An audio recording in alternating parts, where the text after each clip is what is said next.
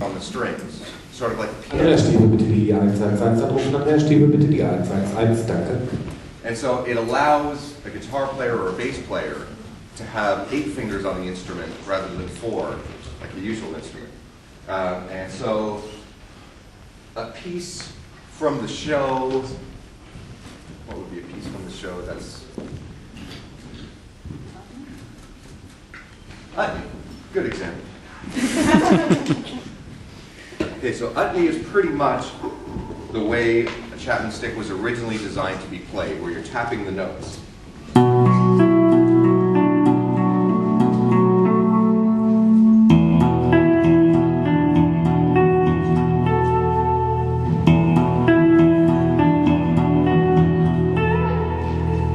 Like that. Okay, so how many people know the name Larry Heineman? Greg Virosco, please call 111. Greg, please call 111. Thank you. Larry was the first musician for Blue Man. He was a friend with Chris, Matt, and Phil, and they said, we're doing this show, and we've got this really cool drummer, and we want you to come out and play with us. So Larry was playing bass. But everybody plays bass. Every band in the world has a bass player. So they said, is there something you can do that's a little cooler than that? And so he brought out his chapman stick, because Larry, to be honest, is a jazz nerd. So he had a chapman stick, and so they did a bunch of shows where he's playing in that manner.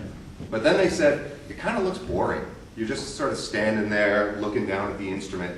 Is there something that you can do that would look more interesting? And for a joke, he grabbed a piece of broken bass string and took the bass string and just said, what, something like this?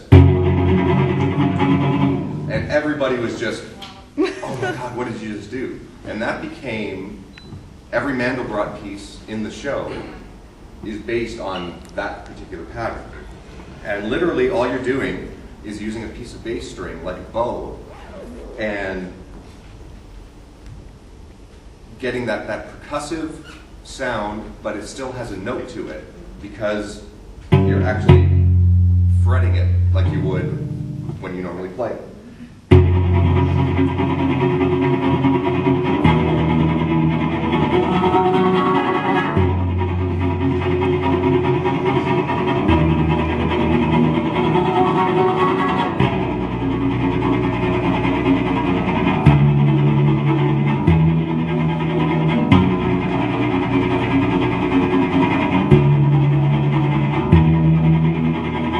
That sort of thing. Right. And it's amazing that it actually happened by accident. It was kind of a joke. But that's the way a lot of the stuff from the show. Yeah. A similar story is actually Trombone, where they were sitting around in a meeting and they had all these posters delivered. And so they had the big cardboard tube that the posters were delivered in, and Chris started just drumming on it. And it sounded kind of neat, and they took another tube and stuck it to the back, and the note changed. And then they thought, we could make something like this. So there are a lot of happy accidents. So yeah, that's basically the two main usages of chapman stick. There are a few pieces like History of Animation, Utney, PVC4, where the stick is used in that manner.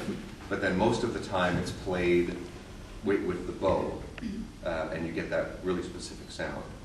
Now there's someone here that emailed that was curious to try this.